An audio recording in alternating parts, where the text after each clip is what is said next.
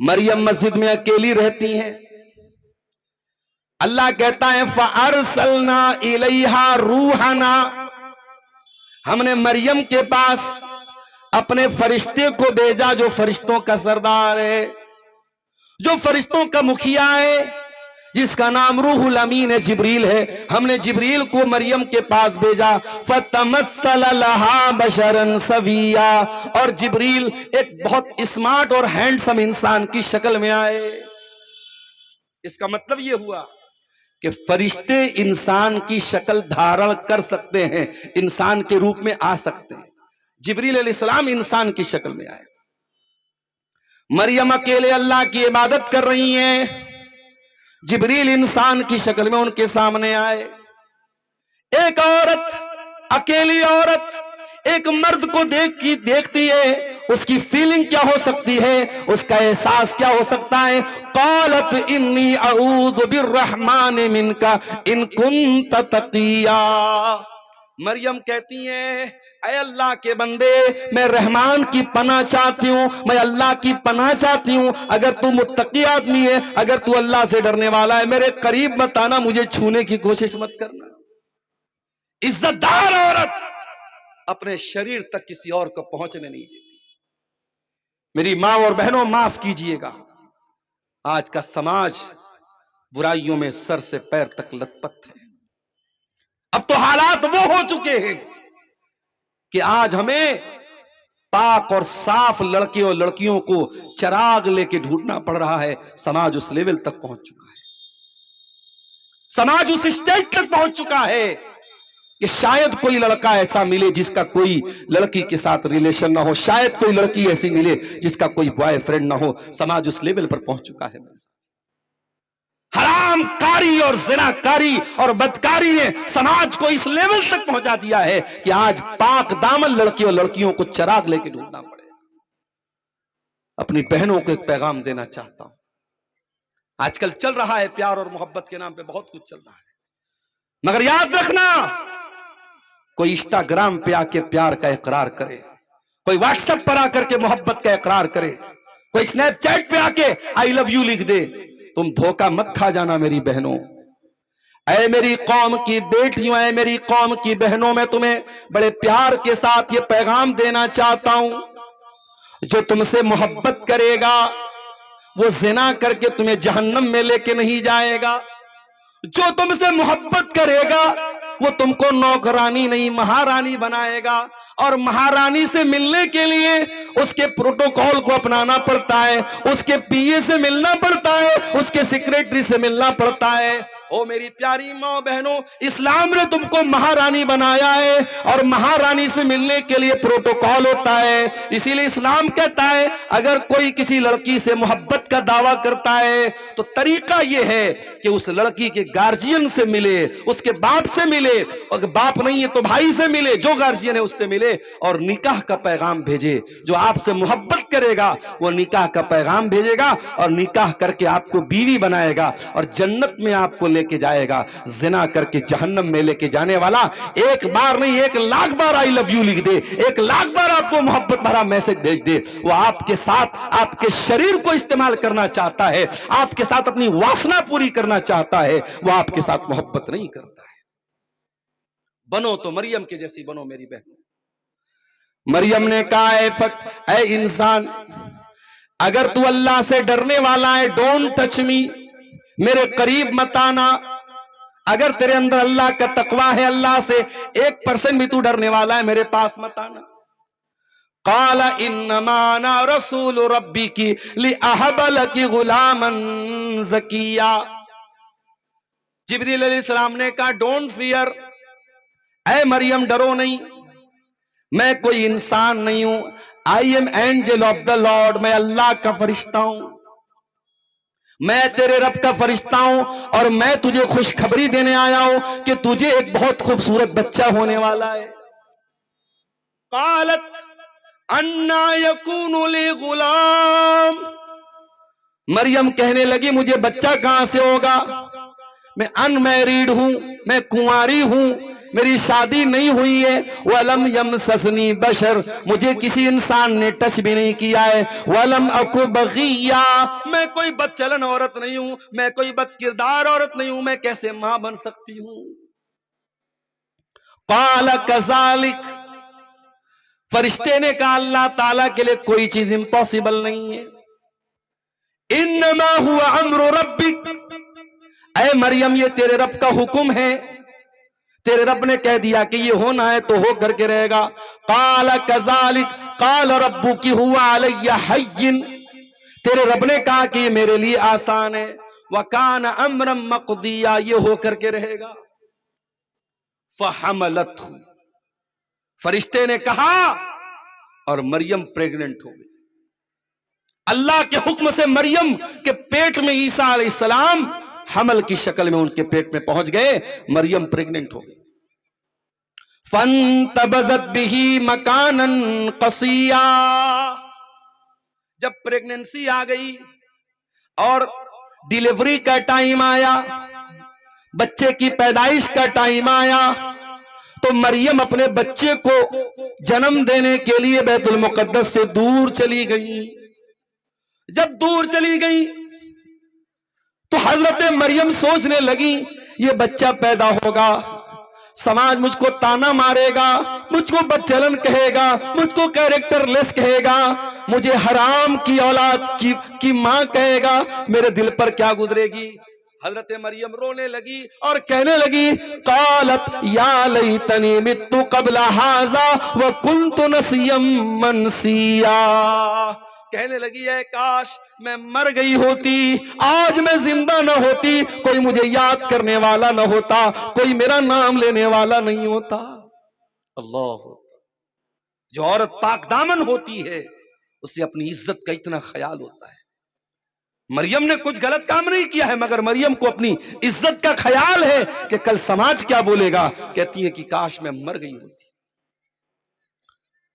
फनादाहा मिन तहतिहा अल्लाह तहज़नी कद जअल रब्बुकी तहतकी सरिया, अल्लाह के फरिश्ते ने आवाज दी ऐ मरियम डरो नहीं, तुम्हें बच्चा पैदा होगा, तुम्हें कोई परेशानी की जरूरत नहीं है। और डिलीवरी के टाइम तुमको पानी चाहिए, तुम कमजोर ना हो जाओ, पानी की जरूरत पड़ेगी। जरा नीचे देखो, अल्लाह ने पानी की नहर जारी कर दी, मरियम के लिए नहर जारी हो।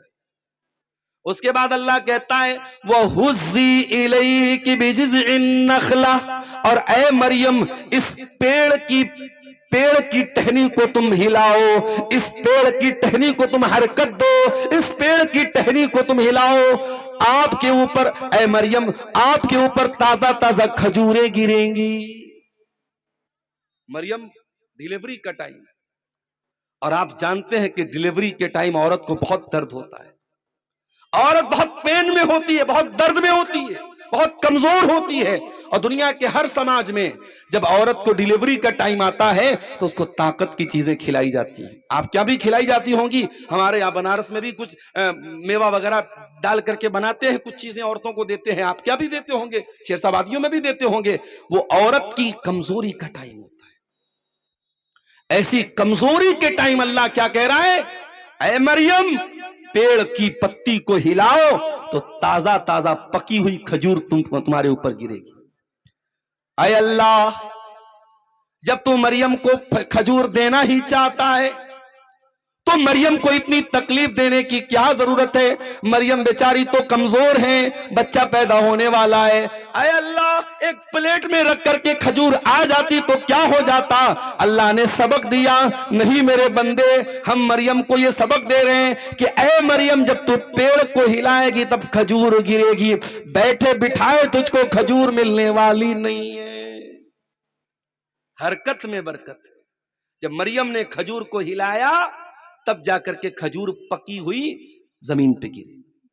अच्छा, आपके यहां तो खजूर की खेती नहीं होती होगी कि होती है? खजूर की खेती कहां होती है? रेगिस्तानी इलाके में होती है। और खजूर पकती कब है? मई जून में पकती है। और अल्लाह क्या कह रहा है, ऐ मरियम जब तू पेड़ को हिलाएगी तो पकी हुई खजूर गिरेगी। इसका मतलब यह हुआ कि ईसा अलैहिस्सलाम कब पैदा हुए? मई जून की गर्मी में पैदा हुए। लिहाजा ईसाई जो उनका जन्मदिन कब मनाते, बोलो भाई? 25 दिसंबर को मनाते। तो ये ठीक आछे ना गलत आछे? गलत आछे। ईसाइयों को पता ही नहीं कि ईसा कब पैदा हुआ। ईसा दिसंबर के जाड़े में नहीं, मई जून की गर्मी में पैदा हुए थे, जब खजूर पक जाती है। पकी हुई खजूर मरियम को मिली। तो पता ये चला कि अगर आपको कुछ पाना है तो कुछ मेहनत करना पड़ेगा मेरे प्यारे साथी। आप जब हरकत करेंगे तब बरकत मिलेगी। आप जब हिम्मत करेंगे, हिम्मते मर्दा मददे खुदा, जब आप हिम्मत करेंगे, कारोबार करना है, बिजनेस करना है, तो आपको पैसा लगाना पड़ेगा, कैपिटल लगाना पड़ेगा, रिस्क लेना पड़ेगा। प्रॉफिट भी हो सकता है, लॉस भी हो सकता है। आप जब तक हिम्मत नहीं करेंगे आप आगे नहीं बढ़ेंगे। आज भारत का मुसलमान अगर आगे बढ़ना चाहता है उसे हिम्मत से काम लेना पड़ेगा, वरना दुनिया तो चाहती है कि आप पंचर बनाने वाले बन जाए। दुनिया चाहती है आप चिकन की दुकान खोल लें, आप मटन की दुकान खोल लें, पकौड़ी की दुकान खोल लें, बस आप छोटे छोटे यही काम करें। दुनिया नहीं चाहती है कि आप तरक्की करें। मेरे प्यारे साथियों, अगर तरक्की करना है, आगे बढ़ना है, तो आपको हिम्मत से काम लेना पड़ेगा, जुर्रत से काम लेना। और एक बात और याद रखो, आपके मुकद्दर में जितनी रोजी मिली लिखी है वो कोई माई का लाल आपसे छीन नहीं सकता। और जो रोजी मिलने वाली नहीं है, आप सिकोरना से अररिया, पूर्णिया, फॉरबिसगंज नहीं, पटना, दरभंगा, आप हिंदुस्तान के किसी भी कोने में चले जाओ, जो रोजी आपके मुकद्दर में नहीं लिखी है वो आप नहीं पा सकते हैं मेरे साथी।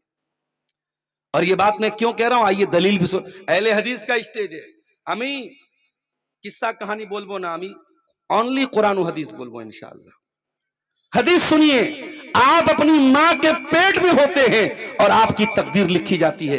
अल्लाह के प्यारे नबी फरमाते हैं, इन्ना अहदकुम युजमउ फी बतन उम्मिही, तुम में से कोई इंसान जब अपनी मां की पेट में होता है तो उसको पहले मिलाया जाता है।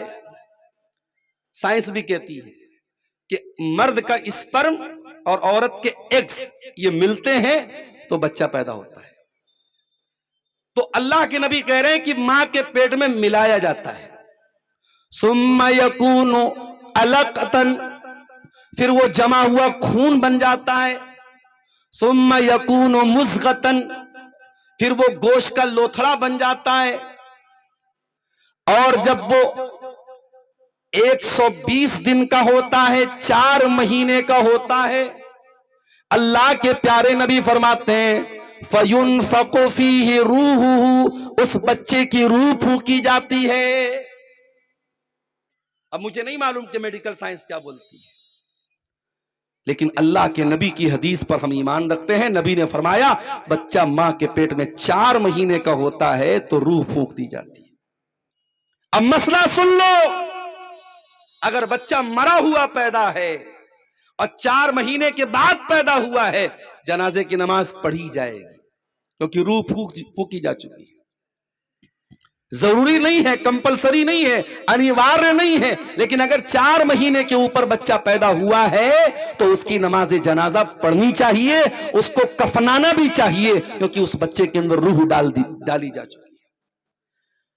अभी एक सवाल आया था, एक बीमारी होती है, गालिबन मैं भूल रहा हूं, उसका नाम एसिनोफेलिया होता है। एसिनोफेलिया क्या होता है?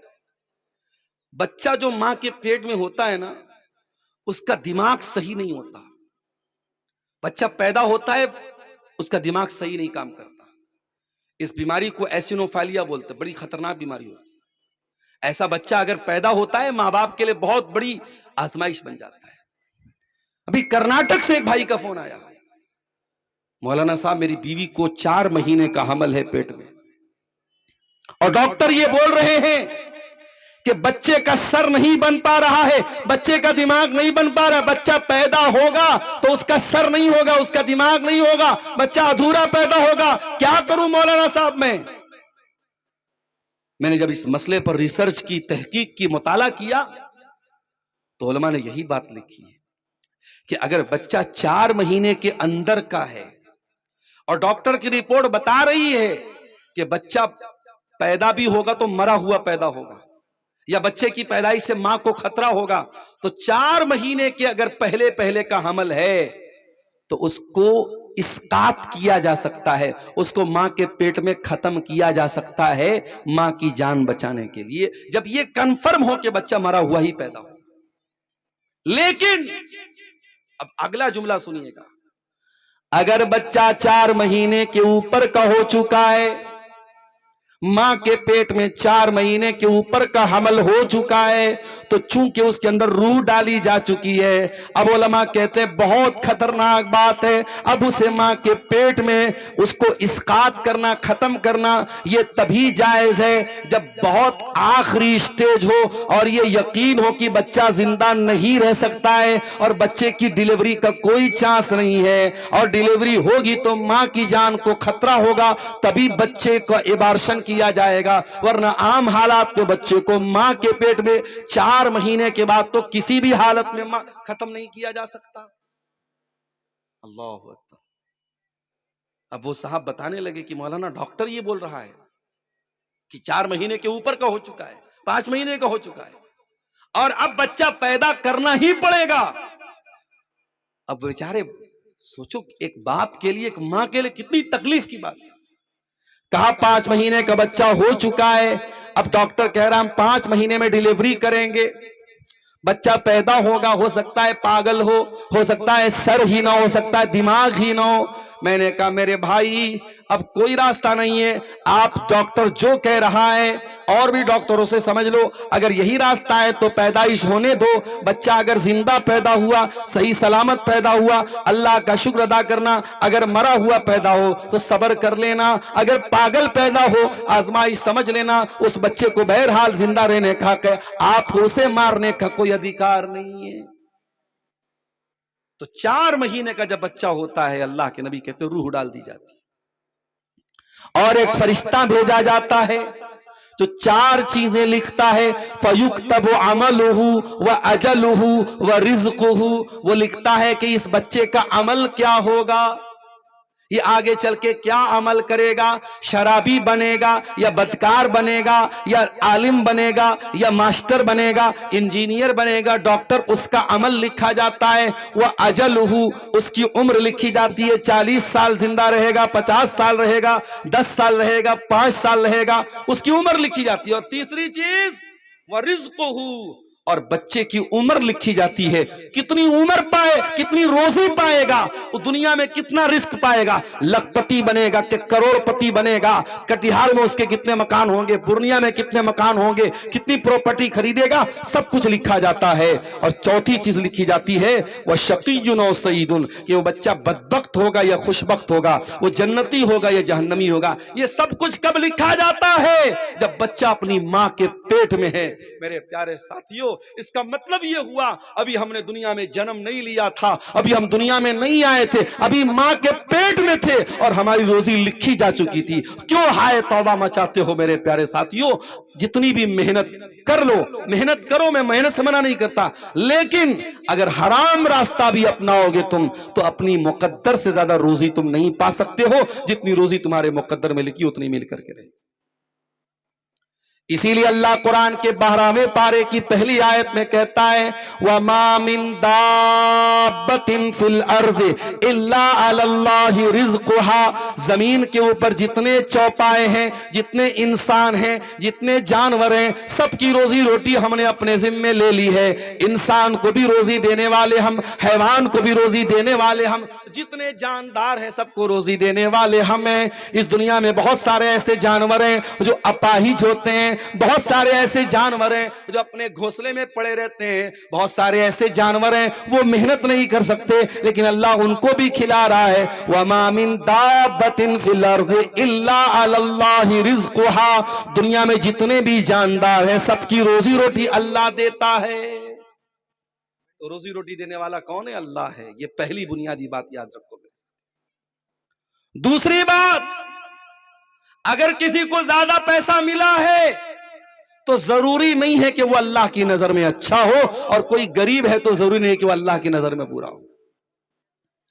अबू लहब के पास बहुत पैसा था, नबी का चचा था अबू लहब, बहुत पैसे वाला था, बहुत स्मार्ट था, बहुत हैंडसम था। ओ दुनिया वालों, तुमने तो हैंडसम होने को, खूबसूरत होने को मेयार बनाया है, तुमने पैसे को मेयार बनाया है, तुमने खानदान को मेयार बनाया है। अबू लहब के पास तीनों चीजें हैं, खानदान भी बहुत बड़ा है, नबी का चचा है, अब्दुल मुत्तलिब का बेटा है, हाशिम का पोता है, बहुत खूबसूरत भी है, बहुत पैसे वाला भी है। लेकिन कुरान क्या कहता है, तब्बत यदा अबी लहब व तब, अबू लहब हलाक हो गया और अबू लहब ने जो कुछ कमाया था वो सब बर्बाद हो गया। तब्बत यदा अबी लहब, अबू लहब के दोनों हाथ बर्बाद हो गए। मा अगना अनहु मालुहु व मा कसब, न माल कोई काम आया, न कमाई किसी काम आई। तो दौलत का ज्यादा होना मेरे प्यारे साथियों, ये जरूरी नहीं कि अल्लाह के यहां आपको उत्तम बना दे, अच्छा बना दे। अल्लाह का सिस्टम है दुनिया में, नहनु कसमना बैनहुम मईशतहुम फिल हयातिद दुनिया, हमने अपने बंदों की रोजी रोटी को बांटा है, किसी को लखपति बनाया, किसी को करोड़पति बनाया, कोई महलों में रहता है, कोई झोपड़ी में रहता है, कोई लाख रुपया रोजाना कमाता है, कोई 100 रुपये के लिए भी मेहनत करता है, कोई टाली चला रहा है, कोई रिक्शा चला रहा है, कोई बेचारा मकान बना रहा है, लेबर का काम कर रहा है, कोई कंप्यूटर पर बैठ के लाखों करोड़ों कमा रहा है। मेरे प्यारे भाइयों, ये रोजी रोटी अल्लाह ने अपने जिम्मे ली है। रोजी रोटी की बुनियाद पर कोई अच्छा नहीं, कोई बुरा नहीं, हर इंसान मेहनत करे, स्ट्रगल करे, संघर्ष करे, लेकिन ये ना समझे कि जो पैसे वाला है वही बहुत इज्जत वाला है और जो गरीब है वो अल्लाह की नजर में हकीर है। ऐसा नहीं है। अल्लाह की नजर में अगर इज्जत का कोई मेयार है, पैसा नहीं है। अल्लाह की नजर में इज्जत का मेयार आपका तकवा है, आपकी दीनदारी है। मेरे प्यारे साथी, वक्त बड़ी तेजी से आगे बढ़ रहा है और हमारा जो टॉपिक है अभी हमने शुरू भी नहीं किया, जो बहुत अहम टॉपिक है कि रोजी में बरकत कैसे मिलेगी। आइए शुरू करते हैं। सबसे पहली चीज, अगर रोजी में बरकत चाहिए, अपने अंदर तकवा पैदा करो, अल्लाह का डर पैदा करो। वमन यत्तकिल्लाह यजअल लहू मखरजा, जो अल्लाह से डरेगा अल्लाह उसके लिए जरूर कोई ना कोई रास्ता निकालेगा। वयरज़ुक़हु मिन हैसु ला यहतसिब, और अल्लाह वहां से रोजी देगा वो सोच भी नहीं सकता, सोच भी नहीं सकते आप, अल्लाह वहां से रोजी देगा। तकवा पैदा करो। आप अगर गुनाह के काम करेंगे, शराब पिएंगे, ज़िना करेंगे, झूठ बोलेंगे, गीबत करेंगे, अपने हाथों से दूसरों को तकलीफ पहुंचाएंगे, फिर आप ये उम्मीद मत रखिए अल्लाह बरकत देगा आपको। मेरे प्यारे भाइयों, अल्लाह बरकत तभी देगा जब आप अल्लाह की बात मानेंगे, जब आप मुत्तकी बनेंगे। अल्लाह कुरान में कहता है, वलौ अन्न अहलल कुरा आमनू वत्तक़ौ लफतहना अलैहिम बरकातिम मिनस समाई वल अर्दी, अगर ये लोग ईमान वाले बन जाएं, अगर ये मुत्तकी बन जाएं, तो हम आसमान से और जमीन से बरकत के दरवाजे खोल देंगे इनके ऊपर। एक सहाबी, नाम नोट कर लो, अब्दुर्रहमान बिन औफ, मक्का से हिजरत करके मदीना आए। अल्लाह के प्यारे नबी ने नाम ले लेकर के मक्का के मुहाजिरों को और मदीना के अंसारियों को भाई भाई बनाया था। आपने अब्दुर्रहमान बिन औफ को भाई बनाया साद बिन रबी का।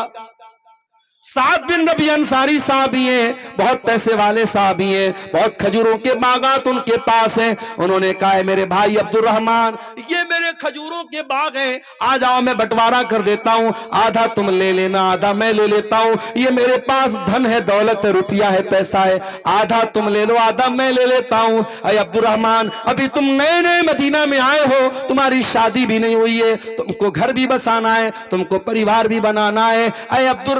अब्दुर्रहमान, मेरी 4 बीवियां हैं, तुम किसी एक को पसंद कर लो, मैं तलाक दे देता हूं। 3 हैज की इद्दत गुजारने के बाद मेरी उस बीवी से तुम निकाह कर लेना, तुम्हारा घर भी बस जाएगा, तुमको बिजनेस भी मिल जाएगा, तुमको मकान भी मिल जाएगा।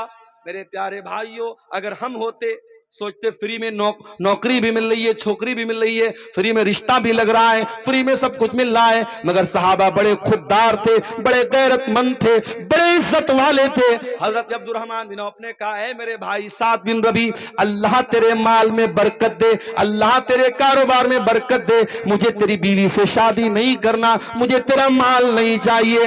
ऐ साद बिन रबी, मैं तो बिजनेसमैन आदमी हूं, मैं तो व्यापारी आदमी हूं, मैं तो कारोबार करने वाला आदमी हूं, मुझे बाजार का पता बता दे। हजरत अब्दुर्रहमान को बाजार का पता बताया गया और उन्होंने पनीर का और घी का कारोबार शुरू किया और पहले छोटे पैमाने पर शुरू किया, फिर अल्लाह ने बहुत बरकत दी, उनको करोड़पति हो गए और शादी करते हैं और शादी को बीवी में खजूर, बीवी को मेहर में खजूर की गुठली के बराबर सोना अपनी बीवी को मेहर में देते हैं। इसका मतलब यह हुआ कि अगर आप सच्चे दिल के साथ, ईमान के साथ, नेक नियति के साथ, अगर तकवा के साथ काम करेंगे, अल्लाह ताला जरूर आपको रोजी रोटी देगा मेरे साथी, अल्लाह बरकत देगा आपको। जब आपकी जिंदगी में तकवा ही नहीं होगा, जब आपकी जिंदगी गुनाहों से भरी होगी, तो कुरान क्या कहता है, ज़हरल फसादु फिल बर्रि वल बहरी बिमा कसबत ऐदिन नास। मेरे बंदो, जमीन में जहां पर भी तुमको बिगाड़ नजर आ रहा है, तबाही नजर आ रही है, वो तुम्हारे अपने करतूतों का नतीजा है। और आगे बढ़िए, बरकत हासिल करने का दूसरा रास्ता, इस्तिगफार पढ़िए कसरत से, कसरत से अल्लाह ताला से तौबा कीजिए, अपने गुनाहों पर अल्लाह से माफी मांगिए, बार बार अल्लाह के सामने अपने गुनाहों का इकरार कीजिए कि अय अल्लाह मैं बहुत गुनहगार हूं, बहुत गुनाह किए हैं मैंने, अय अल्लाह तू मेरे गुनाहों को माफ कर दे। इसको उर्दू में भी बोल सकते हैं, इसको बंगला में भी बोल सकते हैं, और अरबी में बोलेंगे तो क्या बोलेंगे, अस्तगफिरुल्लाह मिन कुल्लि ज़ंबिन व अतूबु इलैहि। इसी को इस्तिगफार बोलते हैं, इसी को तौबा बोलते हैं। और अल्लाह के नबी फरमाते हैं, मन लज़िमल इस्तिगफारा, जो बार बार इस्तिगफार करेगा, अल्लाह ताला हर तंगी से निकलने का रास्ता उसको देगा और ऐसी जगह से रोजी देगा वो सोच भी नहीं सकता। इमाम हसन बसरी के पास एक आदमी आया, उसने कहा इमाम साहब शादी के कई साल हो गए, औलाद नहीं हो रही है, कहा जाओ इस्तिगफार करो। दूसरा आदमी आया, इमाम साहब बारिश नहीं हो रही, सूखा पड़ा है, उन्होंने कहा जाओ इस्तिगफार करो। तीसरा आया, इमाम साहब नदी नाले सूख गए, पानी की बड़ी किल्लत हो गई है, फरमाया जाओ इस्तिगफार करो।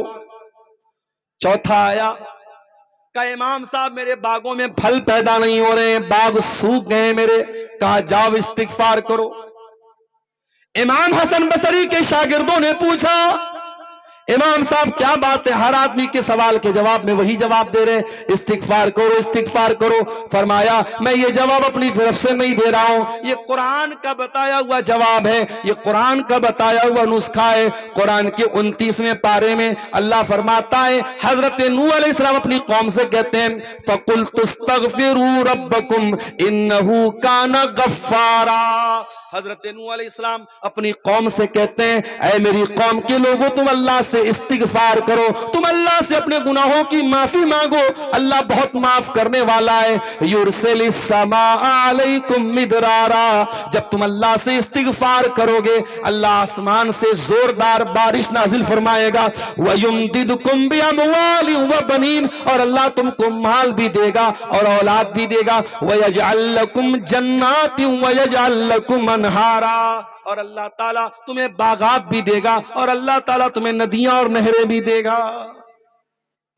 तो ये दूसरा नुस्खा है मेरे साथ, इस्तिगफार कीजिए कसरत से, अल्लाह आपको रोजी रोटी में बरकत देगा। रोजी रोटी में बरकत हासिल करने का तीसरा तरीका, नमाज की पाबंदी कीजिए। नमाज का बड़ा गहरा ताल्लुक है रोजी रोटी से। जब आप पांचों टाइम की नमाज की पाबंदी करेंगे तो अल्लाह ताला आपसे राजी होगा, और जब अल्लाह ताला आपसे राजी होगा तो आपको किसी और का मोहताज नहीं बनाएगा। इसीलिए अल्लाह कुरान में कहता है वअमुर अहलका बिस्सलाती वस्तबिर अलैहा, अपने घर वालों को नमाज का हुक्म दो और खुद भी नमाज की पाबंदी करो। ला नसअलुका रिज़्का, और ए नमाज पढ़ने वाले तू ये मत समझना कि हम नमाज के जरिए तेरी रोजी रोटी का नुकसान करना चाहते हैं, हम तुझसे रोजी नहीं मांगते। नहनु नर्ज़ुकुका, हम तो खुद तुझको रोजी देते हैं। हमारा क्या हाल है? दुकान खोल के बैठे, अजान हो रही है हय्या अलस सलाह की, हमारी दुकान चल रही है, हम दुकान बंद करने को तैयार नहीं है, हमारा नुकसान हो जाए। हम बिजनेस कर रहे हैं, कस्टमर आ गया, नमाज को हमने किनारे कर दिया, पहले कस्टमर को देख रहे। नमाज इतनी हकीर चीज है, इतनी मामूली चीज है? नहीं मेरे साथियों, नमाज का टाइम आ जाए तो अपने बिजनेस से कह दो तू साइड हो जा, अपने कारोबार से कह दो तू किनारे हो जा, अपनी दुकान से कह दे तू किनारे हो जा। इसलिए कि अल्लाह के नेक बंदों की पहचान क्या है? फरमाया रिजालुल्लाह तुल्हीहिम तिजारतु वला बैउन अन जिक्रिल्लाहि व इकामिस सलाह। अल्लाह के नेक बंदे कारोबार तो करते हैं, बिजनेस तो करते हैं, मगर उनका कारोबार उनको नमाज से गाफिल नहीं करता, उनको अल्लाह के जिक्र से गाफिल नहीं करता। वह इकामिस सलाह, वो नमाज भी कायम करते हैं, वह ईताई ज़का, वो ज़कात भी देते हैं। यखाफून यौमन ततक़ल्लबु फीहिल क़ुलूब वल अब्सार। अल्लाह के नेक बंदे कयामत के दिन से डरते हैं, जिस दिन आंखें अपनी जगह नहीं रहेंगी और कलेजे अपनी जगह नहीं रहेंगे। अभी आपने खबर सुनी, इंडिगो की 500 से ज्यादा फ्लाइटें कैंसिल हो गई एक दिन में। कितने लोगों को जाना है कहीं से कहीं। एक खबर तो आई कि एक लड़का लड़की की शादी होने वाली है, दुल्हा को दुल्हन के पास जाना है, शादी को पोस्टपोन करना पड़ा। कहीं किसी को एग्जाम देने जाना है, कहीं किसी को इंटरव्यू देने जाना है, एयरपोर्ट पर लोग भूखे प्यासे तड़प रहे हैं और इंडिगो के काउंटर पे कोई उनको जवाब देने वाला नहीं है। ये जरा से एयरपोर्ट पर, और एयरपोर्ट पे कौन लोग होते हैं? जो बड़े बड़े करोड़पति लोग, पैसे वाले लोग होते, ज्यादातर तो वही होते हैं। लेकिन जरा सी फ्लाइट कैंसिल हुई तो एयरपोर्ट पर लोग ये बता रहे हैं कि नफसी नफसी का आलम हो गया, कोई किसी का पुरसाने हाल नहीं है। मेरे प्यारे साथियों, जरा सोचो, जब दुनिया के एयरपोर्ट पर फ्लाइटें कैंसिल हो जाएं, ये मंजर आ जाता है, तो कयामत के दिन का मंजर क्या होगा?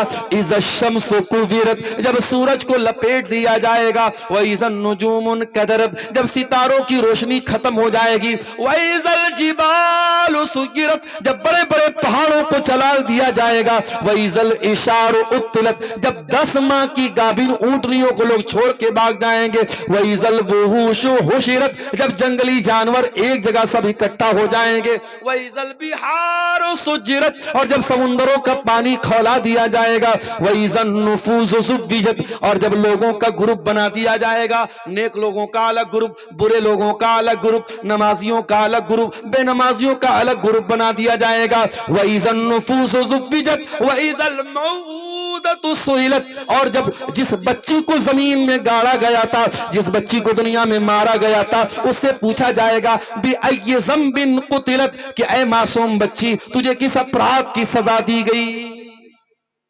वो कयामत का दिन होगा मेरे साथ। जो नमाज पढ़ता है उसके दिल में ये डर होता है कि कयामत आने वाली है। इसलिए मेरे प्यारे साथियों, अगर अपनी रोजी रोटी में बरकत चाहते हो तो नमाज पढ़ो। और एक जुमला मेरा और नोट कर लो, नमाज को नमाज की तरह पढ़ो। मौलाना अताउल्लाह शाह बुखारी कहा करते थे, नमाजी 4 टाइप के होते हैं, ठाठ के होते हैं, 8 के होते हैं, 360 के होते हैं और खाट के होते हैं। किसी ने पूछा मौलाना क्या मतलब? कहा ठाठ के वो होते हैं जो 5 टाइम के नमाजी होते हैं, 8 के वो होते हैं जो जुमा मस्जिद में आते हैं, जुमा की नमाज पढ़ते हैं, और 360 के वो होते हैं जो ईद की और बकरीद की नमाज पढ़ते हैं। और फरमाया खाट के वो होते हैं जो किसी के जनाजे में जाके खड़े हो जाते हैं। फरमाया कि ये 4 टाइप के नमाजी होते हैं, तुम फैसला कर दो तुम कौन से नमाजी हो लोगों। नमाजी बनना है तो ठाठ के नमाजी बनो, पांचों टाइम के नमाजी बनो, और नमाज की ऐसी चिंता हो तुमको जैसे मोबाइल की चिंता होती है।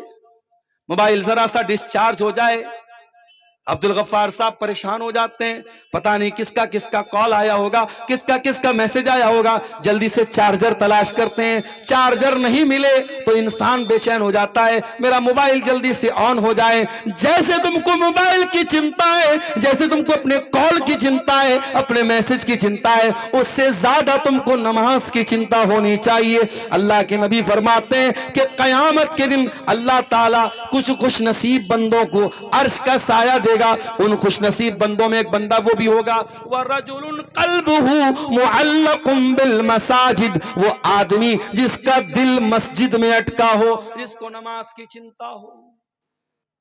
और नमाज, अपने बच्चों को भी नमाज का आदी बनाओ मेरे साथ। अल्लाह के प्यारे नबी फरमाते हैं, मोरू औलादकुम बिस्सलाति व मबनाउ सबिन, जब तुम्हारे बच्चे 7 साल के हो जाएं उनको नमाज का हुक्म दो, और जब 10 साल के हो जाएं और नमाज न पढ़े तो तुम उनकी पिटाई करो। तो ये तीसरी चीज है नमाज की पाबंदी। चौथी चीज, रोजी रोटी में अगर बरकत हासिल करना है, चौथा काम क्या करना पड़ेगा आपको? अपने आप को अल्लाह की इबादत के लिए खाली करना होगा। अल्लाह के नबी फरमाते हैं, अल्लाह ताला कहता है तफर्रग li इबादती, ऐ मेरे बंदे तू इबादत के लिए अपने आप को खाली कर दे। जब तू मेरी इबादत के लिए अपने आप को खाली कर लेगा, जब तू मेरी इबादत के लिए टाइम निकालेगा, तो ऐ मेरे बंदे मला तो सद्र का गिना, मैं तेरे दिल को मालदारी से भर दूंगा, मैं तुझे दिल का अमीर बना दूंगा, मैं तुझे दिल का मालदार बना दूंगा। माफ करना मेरे भाई, ज्यादा पैसा होना मालदारी नहीं है, ज्यादा पैसा होना मालदारी नहीं है। बड़े बड़े करोड़पतियों को भी रात में नींद नहीं आती, उनको नींद की दवा लेनी पड़ती है। बहुत पैसा है, शुगर की बीमारी है, मीठा नहीं खा सकते, चिकन नहीं खा सकते, मटन नहीं खा सकते, इसका मतलब दौलत से आप सब कुछ नहीं खरीद सकते। लिहाजा अल्लाह के नबी फरमाते हैं, लईसल गिना अन कसरतिल अर्ज़, ज्यादा पैसा होना और ज्यादा सामान होना ये मालदारी नहीं है, वलाकिन्नल गिना गिनन नफ्स, इंसान का दिल गनी हो, इंसान दिल से मालदार हो, ये असल मालदारी है। मेरे प्यारे साथियों, अल्लाह ताला कहता है तू मेरी इबादत के लिए अपने आप को खाली कर ले मेरे बंदे, मैं तेरे दिल को गनी बना दूंगा, तेरे दिल को सुकून की दौलत दे दूंगा, तेरी गरीबी को दूर कर दूंगा। और अगर हाय दुनिया में तू लगा रहेगा, सिर्फ दुनिया के चक्कर में तू लगा रहेगा, तो मैं तेरे दिल को बेसुकूनी से भर दूंगा और तेरी गरीबी को और बढ़ा दूंगा। और आगे बढ़िए, रोजी रोटी में अगर बरकत हासिल करना है, एक काम और करना पड़ेगा, गरीबों की मदद, मिस्कीनों की मदद, यतीमों की मदद करनी पड़ेगी। अल्लाह के प्यारे नबी फरमाते हैं, इन्नमा तुरज़क़ूना बिज़ुअफ़ाइकुम, तुमको जो रोजी मिलती है कमजोरों की वजह से मिलती है। 2 भाई थे अल्लाह के नबी के दौर में, एक भाई काम धंधा करता था, दूसरा भाई नबी के पास आकर के तालीम हासिल करता था। जो भाई काम धंधा करता था, एक मर्तबा वो अल्लाह के रसूल के पास आया और अपने उस भाई की शिकायत करने लगा, ये तो कोई काम धंधा नहीं करता है, ये तो बैठ करके आपके पास कुरान सीख रहा है, हदीस सीख रहा है, नबी का दीन सीख रहा है। वो अपने उस भाई की शिकायत करने लगा और अपनी वाहवाही करने लगा। अल्लाह के नबी ने फरमाया, खामोश हो जाओ, लअल्लका तुरज़क़ु बिही, हो सकता है कि तुमको रोजी इसी की वजह से मिल रही हो। ये गरीब है, ये कमजोर है, लेकिन दीन का काम कर रहा है, दीन का इल्म हासिल कर रहा है, इसको तुम हकीर न जानो, इसको तुम मामूली न समझो। हो सकता है कि इसी की वजह से अल्लाह तुम्हारी रोजी में बरकत दे रहा है। लिहाजा अगर दौलत में बरकत चाहिए तो वो वाला मिजाज मत बनाओ, चमड़ी चली जाए दमड़ी न जाए, वो मिजाज मत बनाओ। दौलत मिली है, गरीबों पर खर्च करो, यतीमों पर खर्च करो, भाइयों पर खर्च करो, माँ बाप पर खर्च करो, खर्च करो मेरे प्यारे साथ। अल्लाह ताला कुरान में हमसे कहता है व अनफिकू मिम्मा रज़क़नाकुम मिन क़ब्ल अन यातिया अहदकुमुल मौत।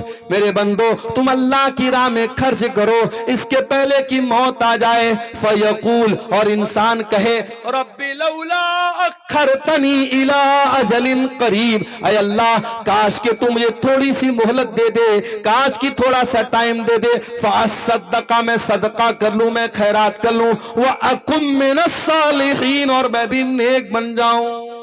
लेकिन मरने का टाइम आ गया तो अब 1 मिनट की भी फुर्सत, आपको 1 पल की फुर्सत भी नहीं मिलेगी। मेरे प्यारे साथियों, इससे पहले कि मौत आ जाए, जिंदगी में तंदुरुस्ती की हालत में अल्लाह के नबी ने फरमाया सबसे बेहतरीन सदका वो है जो इंसान व अंत सहीहुन शहीहुन, जो इंसान तंदुरुस्ती की हालत में करे, माल की मोहब्बत उसके दिल में है, उसको मालदारी की उम्मीद है, गरीबी का डर है, उस आलम में जो इंसान सदका खैरात करता है, अल्लाह को वो दान, वो पुण्य, वो सदका अल्लाह को पसंद।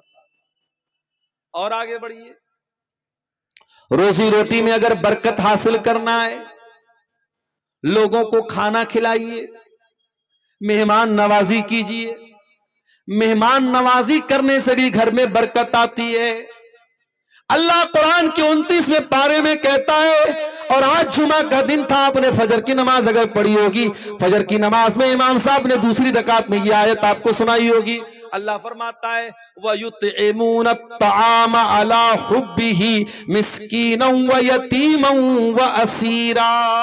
मेरे नेक बंदे गरीबों को खाना खिलाते हैं, यतीमों को खाना खिलाते हैं, कैदियों को खाना खिलाते हैं। और जब खाना खिलाते तो क्या कहते हैं, इन्नमा नुतिमुकुम लिवजहिल्लाह, हम तुमसे तारीफ सुनने के लिए खाना नहीं खिला रहे हैं, हम थैंक यू सुनने के लिए, हम जज़ाकल्लाह खैर सुनने के लिए तुमको खाना नहीं खिला रहे हैं। इन्नमा नुतिमुकुम लिवजहिल्लाह, हम तो तुमको अल्लाह को राजी करने के लिए खाना खिला रहे हैं। ला नुरीदु मिनकुम जज़ाअ वला शुकूरा, हमें तुमसे कोई बदला, कोई शुक्रिया नहीं चाहिए। खाना खिलाओ लोगों को।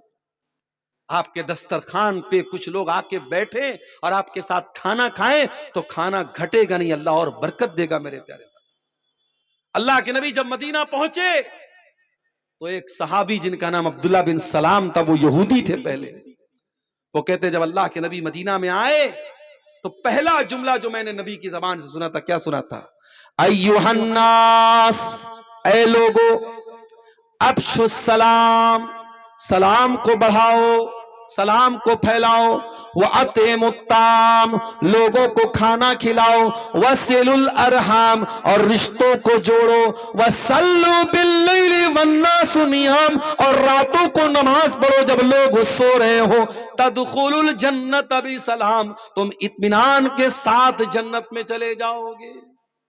पता ये चला कि लोगों को खाना खिलाने से भी घर में बरकत आती है। मेरे प्यारे साथी, हजरत इब्राहीम अलैहिस्सलाम कौन नहीं जानता, बड़े मेहमान नवाज थे। एक बार फरिश्ते उनके पास आए और फरिश्ते खूबसूरत लड़कों की शक्ल में आए, स्मार्ट और हैंडसम लड़कों की शक्ल में फरिश्ते आए, और फरिश्ते आके बैठ गए। हजरत इब्राहीम अलैहिस्सलाम ने ये नहीं पूछा कहां से आए हो, मेरे रिलेशन के हो के नहीं हो, बस इतना पता लगा मेहमान आए हैं। कुरान कहता है फराग इला अहलिही, इब्राहिम दौड़े दौड़े घर वालों के पास गए। फजा बिइजलिन हनीज, और भुना हुआ बछड़े का गोश्त लेके आए। पता ये चला कि मेहमान नवाजी में सबसे बेस्ट आइटम कौन सा है, आलू गोभी की सब्जी नहीं है, क्या है, गोश्त है। गोश्त से बेहतरीन मेहमान नवाजी नहीं हो सकती। सबसे बेहतरीन आइटम क्या है, गोश्त का आइटम। अब ये अलग बात है, आपके यहां गोश्त का मतलब खाली नॉर्मल गोश्त है, गोश्त से भी बहुत कुछ बन सकता है।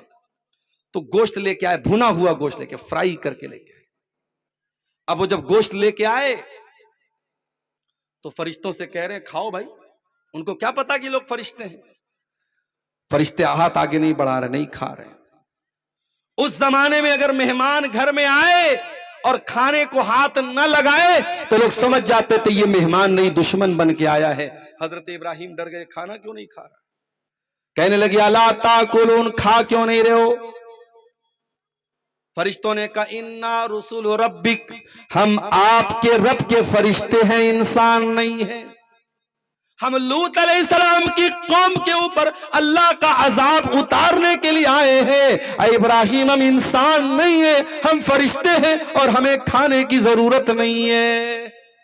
पता ये चला मेहमान को खाना खिलाना हो तो खुद खिलाना चाहिए और मेहमान को रख करके बार बार प्रेशर डालना चाहिए कि क्यों नहीं खा रहे हो। ये तरीका सिखाया मेहमान नवाजी का हजरत इब्राहिम ने।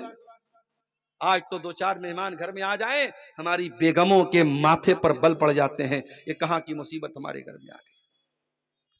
आज की औरतें माफ करना मेहमान नवाजी में बहुत पीछे है मेरे प्यारे साथी।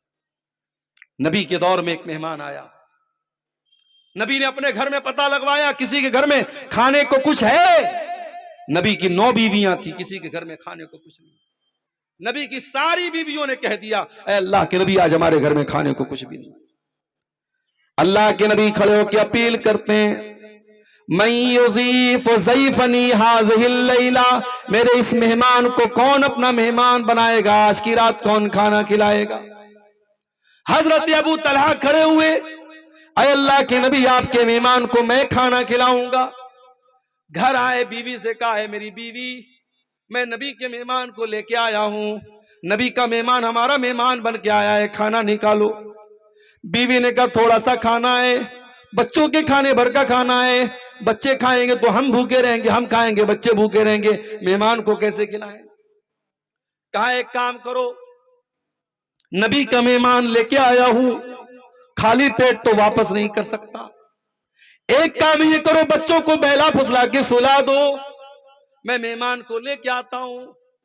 प्लेट मेहमान के सामने भी रख देना, मेरे सामने भी रख देना, मैं मेहमान सारा खाना मेहमान की प्लेट में डाल दूंगा, अपनी प्लेट खाली रख लूंगा और झूठ मूठ का मुंह चलाऊंगा। मेहमान समझेगा मैं भी खाना खा रहा हूं, मेरा मेहमान का पेट भर जाएगा, समझो हमारा पेट भर गया। अल्लाह। साहबी अबू तलहा मेहमान को लेके आए और इसी तरीके पर अमल किया, सारा खाना मेहमान की प्लेट में डाला और खुद की प्लेट को खाली छोड़ दिया, खुद भूखे रह गए, मेहमान को खाना खिलाया। अगले दिन सुबह जब अल्लाह के नबी के पास पहुंचे, अल्लाह के नबी ने फरमाया, ऐ अबू तलहा, तुम्हारे जैसे लोगों के बारे में कुरान की आयत नाजिल हो गई है, वयूसिरूना अला अनफुसिहिम वलौ कान बिहिम खसासा। अल्लाह के कुछ ऐसे बंदे भी होते हैं जो अपना हक कुर्बान करके दूसरों की मदद करते हैं। मेहमान नवाजी करो मेरे प्यारे साथी, इससे भी आपकी रोजी रोटी में बरकत आएगी। और आगे बढ़िए, रोजी रोटी में अगर बरकत हासिल करना है, अपने रिश्तेदारों का पता लगाइए। अगर आप सिकोरना में रहते हैं, अगर आपकी कुछ रिश्तेदारी प्राणपुर में, कुछ रिश्तेदारी कटिहार में है, कुछ रिश्तेदारी मनिहारी में है, आप अपने रिश्तेदारों को पता कीजिए। अगर उनको कोई जरूरत है, उनकी जरूरत पूरी कीजिए, उनके सुख में काम आइए, दुख में काम आइए।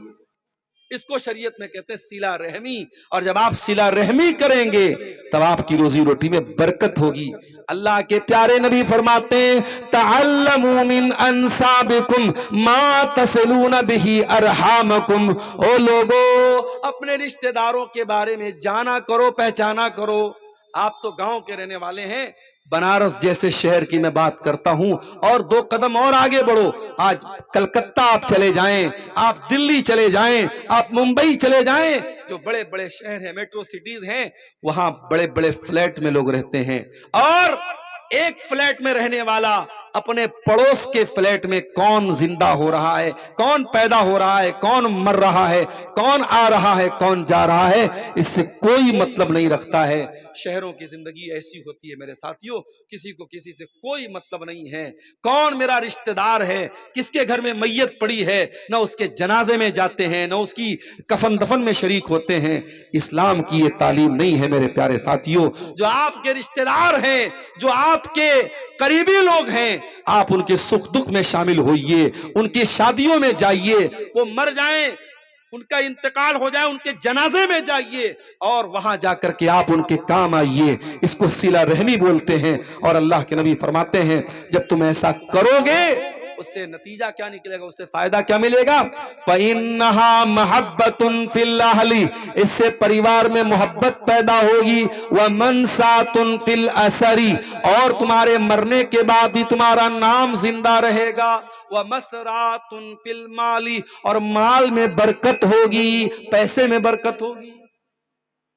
और आप एग्जाम्पल देख लीजिए, आप अपने गांव में देख लीजिए, कोई हाजी साहब थे, कोई सेठ जी थे, कोई गांव के मुखिया जी थे, बहुत गरीबों की मदद करते थे। आज मरने के बाद भी लोग उनको याद करते हो, लोग याद करते हैं। और जब आप अपने रिश्तेदारों के काम आएंगे तो वो रिश्तेदार आपको दुआएं देंगे, और वो दुआएं जब आपको देंगे मेरे प्यारे साथियों, तो अल्लाह आपके माल में बरकत देगा। जब आप ज़कात निकालें, जब आप दान करें, सदका करें, खैरात करें, तो पहले अपने करीब के रिश्तेदारों के, अपने खानदान के लोगों को तरजीह दें। अगर आपके करीबी लोगों में, खानदान के लोगों में कोई जरूरतमंद है, पहले आप उसको सदका खैरात दें, पहले उसको दान दें, पहले उसको ज़कात दें। जब आप अपने करीबी लोगों को ज़कात देंगे, अल्लाह के नबी फरमाते हैं, अपने रिश्तेदार को जब आप सदका करेंगे तो डबल सवाब मिलेगा। सदका करने का भी सवाब मिलेगा और आपको सिला रहमी करने का भी सवाब मिलेगा। और आगे बढ़िए, रोजी रोटी में बरकत हासिल करने का एक और तरीका शरीयत ने बताया। दुआ कीजिए अल्लाह से, और मैं दो दुआएं आपको सिखा रहा हूं, दोनों दुआओं को याद कर लीजिए। पहली दुआ अल्लाह के प्यारे नबी ने अपने दामाद हजरत अली को सिखाई थी, और हजरत अली से कहा था कि ऐ अली, अगर तेरे ऊपर पहाड़ के बराबर भी कर्जा हो जाए और तू ये दुआ पढ़ेगा, अल्लाह तेरे कर्जे को दूर कर देगा। कौन सी दुआ है? गौर से सुनना मुसलमानों, इस दुआ को याद कर लेना। अगर आप रोजी रोटी से परेशान है, कारोबार से परेशान है, सारे तरीके आजमा लेना और साथ में ये दुआ भी पढ़ना, अल्लाह जरूर बरकत देगा। क्या दुआ सिखाई अल्लाह के नबी ने? अल्लाहुम्मा क़्फ़िनी बिहलालिका अन हरामिक, ऐ अल्लाह इतना हलाल दे दे जो मेरे लिए काफी हो जाए। ऐ अल्लाह हलाल की रोजी इतनी दे दे मुझे हराम की जरूरत ना पड़े। वो अगनिनी बिफज़लिका अम्मन सिवाका, और ऐ अल्लाह अपने फजलो करम से इतना मालदार कर दे कि तेरे सिवा किसी और के दर पे जाना ना पड़े। अपना मोहताज बनाना, किसी और का मोहताज मत बनाना। बड़ी प्यारी दुआ है, अल्लाह के नबी ने हजरत अली को सिखाई थी मेरे साथियों। दूसरी दुआ जो अल्लाह के नबी नमाज में पढ़ते थे, अल्लाहुम्मा इन्नी अऊज़ु बिका मिन फितनतिल मसीहिद दज्जाल व अऊज़ु बिका मिन फितनतिल महया वल ममात। ऐ अल्लाह मैं तेरी पनाह चाहता हूं दज्जाल के फितने से, मैं तेरी पनाह चाहता हूं जिंदगी के फितने से, मैं तेरी पनाह चाहता हूं मौत के फितने से। अल्लाहुम्मा इन्नी अऊज़ु बिका मिनल मासमी वल मगरम, ऐ अल्लाह मैं तेरी पनाह चाहता हूं गुनाहों से, और मैं तेरी पनाह चाहता हूं कर्जों से। कर्जे से भी अल्लाह के नबी पनाह मांगते थे। बहुत इमरजेंसी हो तभी इंसान को कर्जा लेना चाहिए, वरना कर्जा लेने वाले की जिंदगी झूठ वाली जिंदगी बन जाती है। बार बार उसे झूठ बोलना पड़ता है, झूठा वादा करना पड़ता है। इसलिए अल्लाह के नबी ने कर्जे से अल्लाह की पनाह मांगी। मेरे प्यारे साथियों, अगर आप रोजी रोटी में बरकत चाहते हैं तो आपको दुआ का सहारा भी लेना पड़ेगा। क्यों? क्योंकि रज़्ज़ाक़ अल्लाह है, राज़िक़ अल्लाह है, रोजी देने वाला अल्लाह है, रिस्क की कुंजियां उसके पास हैं। आप मेहनत कीजिए, आप कारोबार कीजिए, लेकिन उस अल्लाह से भी दुआएं करते रहिए मेरे साथ। रोजी रोटी में बरकत हासिल करना, एक और चीज बता रहा हूं, नोट कर लो उसको। आजकल नजर भी बहुत तेज लगती है। अभी कोई मोहम्मद अल्ताफ नाम का लड़का इसी सीमांचल का है, मैंने उसको मैसेज किया है फेसबुक पर, वो मैसेज का जवाब भी नहीं दे रहा है। अगर यहां बैठा हो या मेरी आवाज वहां उस तक पहुंचे तो मैं उससे कहूंगा, वो फेसबुक पर मेरी बच्ची की तस्वीर बार बार वो डाल रहा है। मैं पर्सनली अपने बच्चों की तस्वीर बहुत, मैं हराम नहीं समझता हूं, लेकिन मैं परहेज करता हूं। क्यों परहेज करता हूं? मैंने गौर किया है कि जब बच्चों की तस्वीर आप सोशल मीडिया पे डालते हैं, बच्चे बीमार पड़ जाते हैं, नजर लगती है बच्चों की।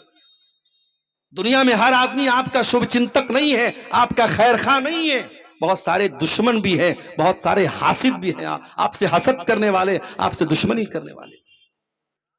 इसलिए छोटे बच्चों की, मासूम बच्चों की तस्वीरें सोशल मीडिया पे मत डाला करो मेरे साथी। और ये मोहम्मद अल्ताफ नाम का कोई लड़का है, सीमांचल का रहने वाला है, उसने फेसबुक पर कोई पेज बनाया है और चुन चुन करके मेरी बच्चियों का फोटो वो डाल रहा है।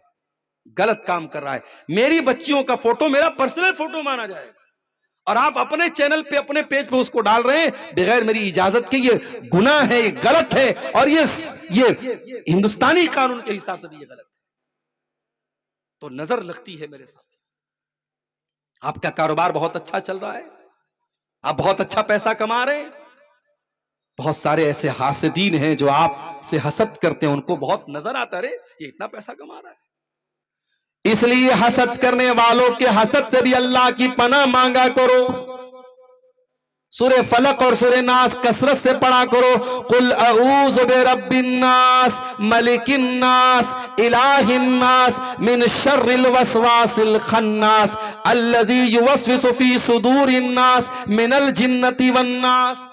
ऐ नबी आप कह दीजिए मैं पनाह चाहता हूं लोगों के रब की, लोगों के बादशाह की, लोगों के माबूद की, उस वसवसा डालने वाले खन्नास के शर से, जो लोगों के सीने में शर डालता है, जो लोगों के सीने में वसवसा डालता है। और ये शैतान जिन्नात में से भी होता है और इंसानों में से भी होता है।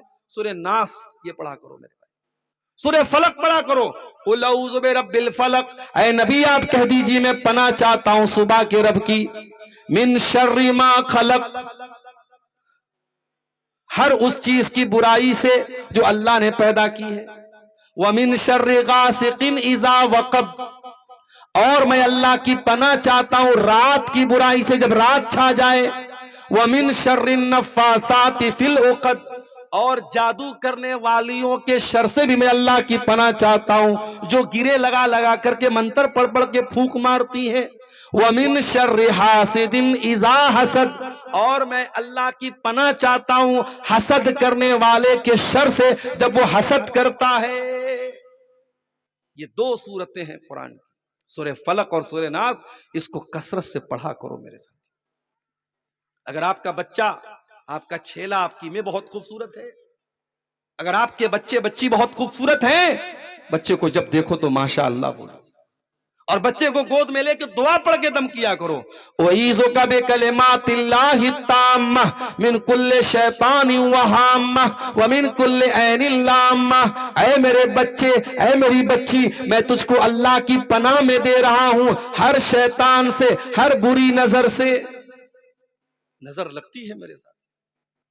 अल्लाह के नबी ने फरमाया नजर लगती है। अलैनु हक़्क़ुन, नजर सच्ची है, नजर लगती है। और ये नजर इतनी खतरनाक है, अल्लाह के नबी ने एक सही हदीस में फरमाया नजर लगती है इंसान को कब्र में पहुंचा देती है। इंसान को नजर लगती है, इंसान पर इतना बुरा असर पड़ता है, इंसान मर जाता है, कब्र में चला जाता है। और ऊंट को नजर लगती है, ऊंट ज़बा होकर के हांडी में पहुंच जाता है। लिहाजा नजरे बद से अगर बचना है तो सुबह शाम के अज़कार पढ़ा करो। जो अल्लाह के प्यारे नबी सुबह शाम अल्लाह के का जिक्र करते थे, अज़कार पढ़ते थे, उन दुआओं को पढ़ा करो, उन अज़कार को पढ़ा करो। अपने घर में सूरे बकरा पढ़ा करो मेरे प्यारे साथियों। ये तमाम चीजें आपको जादू से बचाएंगी, नजरे बद से बचाएंगी। और रोजी रोटी में अगर बरकत हासिल करना है, एक और बहुत अहम चीज आपको बता रहा हूं, उसको भी नोट कर लो। कोई नया बिजनेस शुरू करने जा रहे हो, कोई नई जॉब करने जा रहे हो, अब समझ में नहीं आ रहा है, पता नहीं ये बिजनेस मेरे लिए बेहतर होगा कि नहीं होगा, ये जॉब मेरे लिए अच्छी होगी कि नहीं, कंफ्यूजन है, कोई मसला नहीं। इस्लाम ने कहा 2 रकात नमाज पढ़ो, इस्तिखारा की नीयत से 2 रकात नमाज पढ़ लो।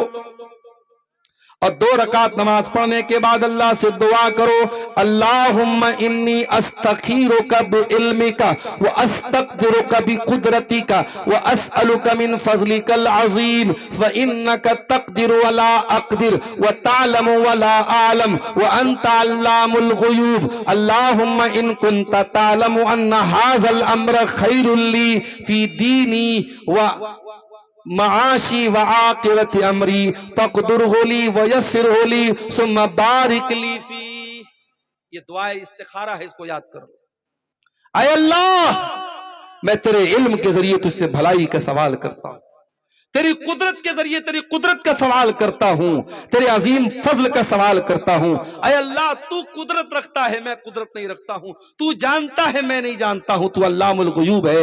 ऐ अल्लाह, अगर ये चीज मेरे हक में बेहतर है, फी दीनी व माशी व आकिबत अमरी, अगर मेरे दीन के लिए अच्छी है, मेरी दुनिया की जिंदगी के लिए अच्छी है, मेरे मामले के अंजाम के लिए अच्छी है, फक़दुर होली व यस्सिर होली। ऐ अल्लाह, इस चीज को मेरे मुकद्दर में लिख दे, इसको मेरे लिए आसान कर दे। सुम्मा बारिक ली फी, और फिर मुझे इसके अंदर बरकत दे दे। व इन कुंता तालमु अन्ना हाज़ल अम्र शर्रुल ली फी दीनी व महाशी व आकिबत अमरी, और ऐ अल्लाह, मैं जो दुकान खोलने जा रहा हूं, मैं जो कारोबार करने जा रहा हूं, मैं जो जॉब करने जा रहा हूं, अगर ये मेरे हक में बुरी है, फी दीनी, मेरे दीन के लिए बुरी है, व माशी, मेरी दुनिया की जिंदगी के लिए बुरी है, व आकिबत अमरी, मेरे अंजाम के लिए बुरी है, फसरिफ़ अन्नी वसरिफ़नी अन्हो, तो ऐ अल्लाह, तू मुझको इससे फेर दे, इसको मुझसे फेर दे। वक़्दुर ली अल खैर हैसु कान, और मेरे लिए अल्लाह मेरे मुकद्दर में भलाई लिख दे, जहां भी भलाई हो मेरे मुकद्दर में लिख दे। ये इस्तिखारा की दुआ है। 2 रकात नमाज पढ़ करके इस्तिखारा की ये दुआ पढ़ लीजिए। उसके बाद अगर आपका दिल इत्मीनान, अगर मुतमईन होता है कि हाँ आपको ये जॉब करनी चाहिए, तो जॉब शुरू कर दो। अगर आपका दिल कहता है कि हाँ ये कारोबार करना चाहिए, तो आप कारोबार शुरू कर दो। लेकिन अगर ये दुआ पढ़ने के बाद भी और ये 2 रकात नमाज पढ़ने के बाद भी आपका दिल मुतमईन नहीं होता है, और ये दुनिया के किसी भी चीज में इस्तिखारा कर सकते हैं आप। अगर आपका रिश्ता कहीं लगा है, लड़की बहुत अच्छी है, लेकिन आपका दिल मुतमईन नहीं हो रहा है कि मुझे उस लड़की से शादी करना चाहिए कि नहीं करना चाहिए, वहां पर भी आप इस्तिखारा की नमाज पढ़ सकते हैं। किसी लड़की का रिश्ता लगा है, लड़का ठीक ठाक है, माँ बाप को पसंद है, लेकिन लड़की का दिल मुतमईन नहीं हो रहा है कि मुझे उस लड़के से रिश्ता करना चाहिए नहीं करना चाहिए, वहां पर भी इस्तिखारा की नमाज पढ़ी जा सकती है। और जब तक दिल को इत्मीनान ना हो जाए, बार बार इस्तिखारा करते रहो। जब दिल एक चीज पर जम जाए और दिल एक चीज पर इत्मीनान हो जाए दिल को, उसके बाद वो काम कर दो। जब आप इस्तिखारा करके वो काम करेंगे तो अल्लाह ताला बरकत देगा। मेरे प्यारे साथियों, अगर रोजी रोटी में बरकत हासिल करना है तो आपको इस्तिखारा भी करना चाहिए। अब एक चीज और बयान करके मैं अपनी गुफ्तगू को खत्म करूंगा। आप अगर रोजी रोटी में बरकत चाहते हैं तो एक काम आप और कीजिए, मशवरा कीजिए। आप ये समझ लीजिए कि आप सबसे अक्लमंद हैं, फिर भी आप दूसरों से मशवरा कीजिए। मशवरे में खैर है मेरे प्यारे साथियों। अल्लाह कुरान में अपने नबी से कहता है, वशाविरहुम फिल अम्री, ऐ नबी आप अपने सहाबा से मशवरा किया करें, अपने सहाबा की राय लिया करें, सहाबा से मशवरा करके कोई काम किया करें। आज हमारे मदरसे क्यों बर्बाद हो रहे हैं?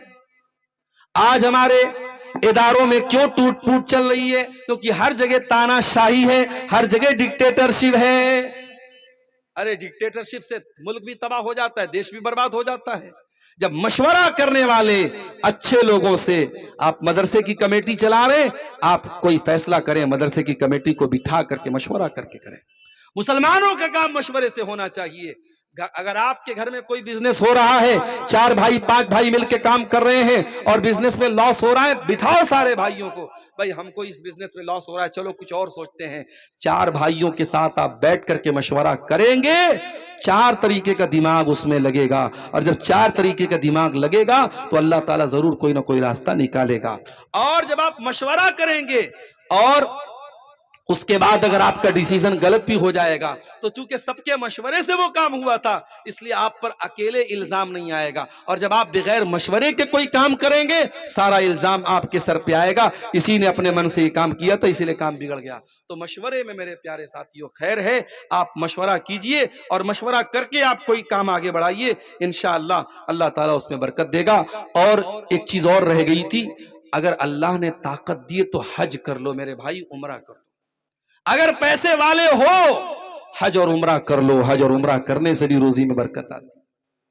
अल्लाह के नबी फरमाते, ताबिउ बैनल हज्जी वल उम्रा, बार बार हज करो, बार बार उम्रा करो। फ़इन्नहु यनफिल फ़क्र कमा यनफिल कीरु खुबुसल हदीद।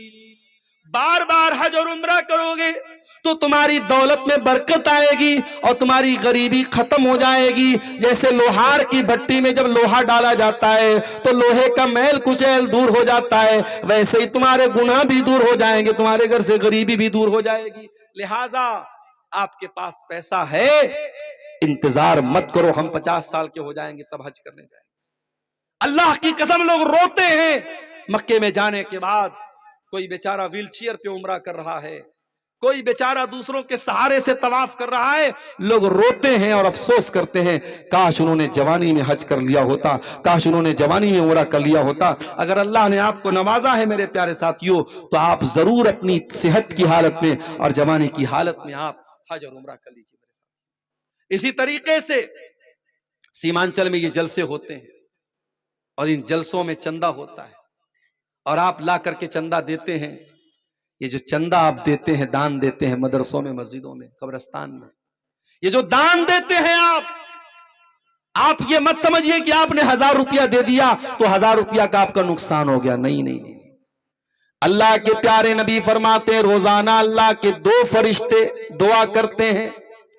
एक फरिश्ता दुआ करता अल्लाहुम्मा आती मुनफिकन खलफा, ऐ अल्लाह जो तेरी राह में खर्च कर रहा है, जो दान दे रहा है, जो सदका खैरात कर रहा है, तो उसको बेहतरीन बदला दे। और दूसरा दुआ करता है अल्लाहुम्मा आति मुमसिकन तलफा, ऐ अल्लाह जो कंजूसी कर रहा है, जो बखीली कर रहा है, जो अपने माल को खर्च नहीं कर रहा है, तो उसके माल को बर्बाद कर दे। आप नजर उठा के देख लीजिएगा, जो लोग अपने पैसे से खर्च नहीं करते हैं अल्लाह की राह में, उनका पैसा कभी यहां डूब गया कभी वहां डूब गया, उनका पैसा ज्यादा डूब जाता है। लिहाजा अपने माल को बर्बादी से बचाना है, माल में बरकत पैदा करना है तो अल्लाह की राह में खर्च भी किया करो मेरे प्यारे साथियों। तो ये चंद बातें रोजी रोटी में बरकत के ताल्लुक से आपके सामने रखी हैं। एक दुआ और आपको सिखा देता हूं, बड़ी प्यारी दुआ है, अल्लाह के नबी पढ़ा करते थे अल्लाहुम्मा इन्नी अस्अलुकल हुदा वत्तुका वल अफाफ वल गिना। ऐ अल्लाह मैं तुझसे हिदायत मांगता हूं, ऐ अल्लाह मैं तुझसे पाक दामनी मांगता हूं, ऐ अल्लाह मैं तुझसे अल्लाहुम्मा इन्नी अस्अलुकल हुदा वत्तुका, ऐ अल्लाह मैं तकवा मांगता हूं और पाक दामनी मांगता हूं और गिना मांगता हूं, मालदारी मांगता हूं। मेरे प्यारे साथियों अल्लाह से दुआ किया करो अल्लाह मालदार बनाए, अल्लाह मालदार बनाए, अल्लाह गनी बनाए, अल्लाह किसी का मोहताज ना बनाए, अल्लाह किसी के सामने हाथ फैलाने वाला ना बनाए, अल्लाह देने के लायक बनाए, लेने वाला ना बनाए। ये दुआ अल्लाह के प्यारे नबी किया करते थे। इसी तरीके से अल्लाह के नबी एक और दुआ करते थे अल्लाहुम्मा इन्नी औज़ु बिका मिनल फ़क्री वल क़िल्लती व ज़िल्लती, ऐ अल्लाह मैं तेरी पनाह चाहता हूँ गरीबी से और जिल्लत से और किल्लत से, व औज़ु बिका मिन अन अज़लमा औ उज़लमा, और ऐ अल्लाह मैं तेरी पनाह चाहता हूँ इस बात से कि मैं जुल्म करूं और मेरे ऊपर जुल्म किया जाए।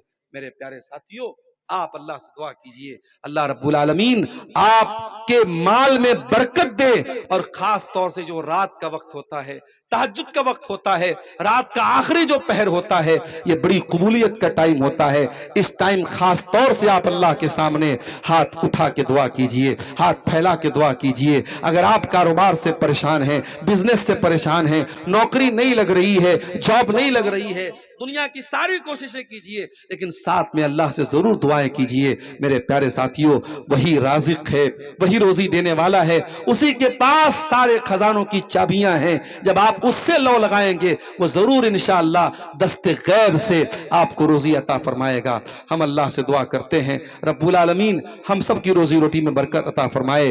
रब्बुल आलमीन रोजी रोटी में बरकत के जो ये असबाब मैंने बताए हैं, जो ये तरीके मैंने बताए हैं, अल्लाह कहने वाले को सुनने वालों को सबको अमल की तौफीक अता फरमाए। रब्बुल आलमीन जिस इदारे की तरफ से आज का ये प्रोग्राम हुआ है, इस इलाके का ये बड़ा अहम इदारा है, निज़ामिया इदारा है, अल्लाह इस इदारे को और तरक्की अता फरमाए। और जो इस इदारे के जिम्मेदार हैं अल्लाह इस कमेटी को और मजीद हिम्मती बनाए और मजीद वशर्रुल उमूरि मुहदसातुहा व कुल्लु मुहदसतिन बिदअह व कुल्लु बिदअतिन दलालह व कुल्लु दलालतिन फिन्नार। अऊज़ु बिल्लाहि मिनश शैतानिर रजीम। बिस्मिल्लाहिर रहमानिर रहीम। वमा मिन दाब्बतिन फिल अर्दि इल्ला अलल्लाहि रिज़्क़ुहा व यअलमु मुस्तक़र्रहा व मुस्तौदअहा कुल्लुन फ़ी किताबिम मुबीन।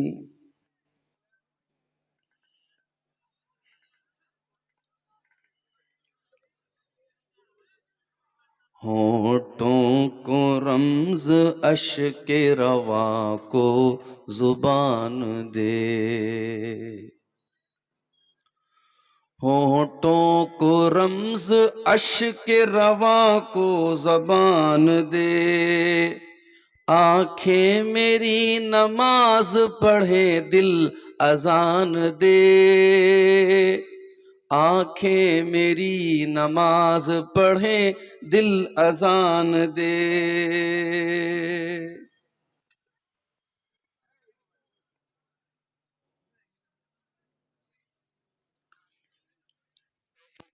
ले मुझे सर महशर मेरे नबी, पहचान ले मुझे सरे महशर मेरे नबी। चेहरे पे ताबनाक वजू के निशान दे, माना मेरे गुनाह पहाड़ों से हो गए, माना मेरे गुनाह पहाड़ों से हो गए। अपनी इनायतों की सर पे तान दे, अपनी इनायतों की रिदा सर पे तान दे।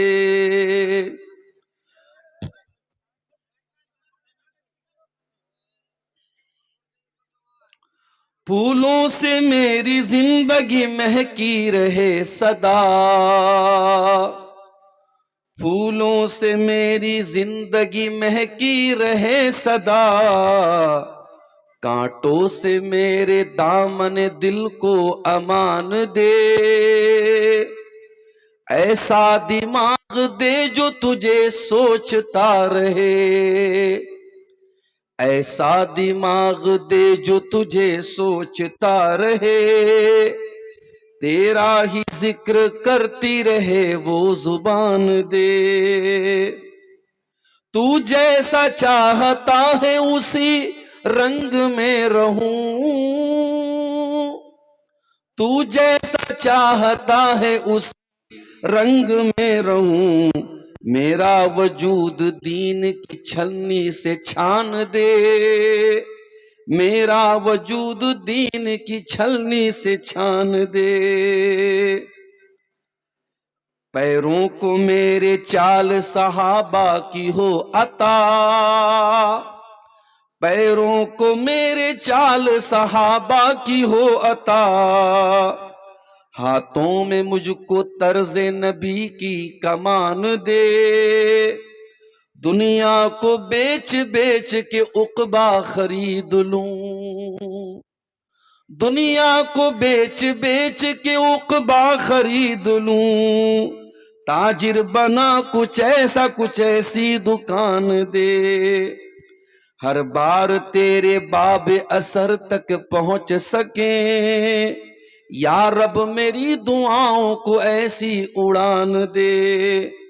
मैदान कारज़ार में उतरा है तेरा शाद, फातिह बना उसे के शहीदों की शान दे। सदर मोहतरम, उलमाए किराम, मोहतरम बुजुर्गों, नौजवान साथियों, माँओं और बहनों, प्यारे बच्चों, आज का ये प्रोग्राम हमारे अजीज दोस्त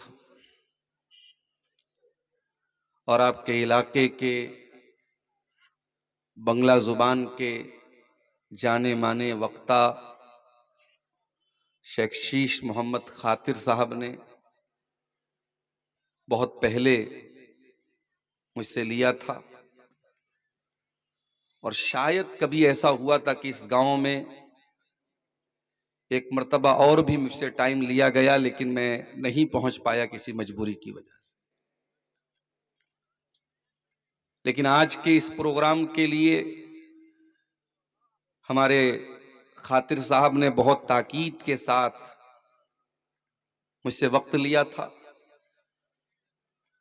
और मैंने जब ये कंडीशन लगाई कि मैं तकरीर करके जल्दी निकल जाऊंगा, 12 बजे तक चला जाऊंगा, और शेख उस पर भी तैयार हो गए। बाद में हालात कुछ ऐसे बने कि मुझे रात में रुकने का मेरा प्लान हो गया, तो फिर टाइम का मसला नहीं रहा, 12 बजे के करीब मुझे आपके सामने बिठाया ही गया है। जब मेरे पास वक्त होता है तो फिर कोई मसला नहीं, आप 12 बजे बिठाएं, 1 बजे बिठाएं। हालांकि मेरी अगर आप अपनी चॉइस पूछें, सीमांचल के जलसों में अगर आप मुझसे पूछें कि अब्दुल गफ्फार साहब आप कब बोलना चाहते हैं, मैं कहूंगा मुझे 11 बजे आप टाइम दे दीजिए। 12 के बाद मैं क्या बयान करूं क्या ना बयान करूं, मैं खुद चक्कर में पड़ जाता हूं। ठंडी का मौसम है, आप हजरात को घर भी जाने की जल्दी है, फिर नींद भी आ रही है।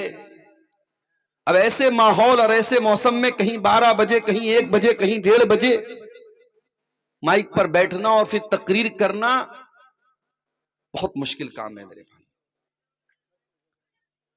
मैं बहुत शुक्रगुजार हूं आज की इस जलसा कमेटी का। बड़ी मेहनतों के साथ उन्होंने ये आज का प्रोग्राम मुनक्किद किया है, और मुझसे पहले आपने बंगला जुबान की 2 तकरीरें सुनी। शेख खातिर साहब ने भी तकरीर की, उनके बाद शेख एहतशाम साहब ने भी बंगला जुबान में तकरीर की। मेरे बाद भी कोई मुनव्वर वो आसाम से आए हैं, कोई क्या नाम है, शेख इमदाद हमीदुल इस्लाम साहब आए हैं, वो भी बंगला जुबान में बोलेंगे। तो ले दे करके उर्दू वक्ता मैं ही हूं।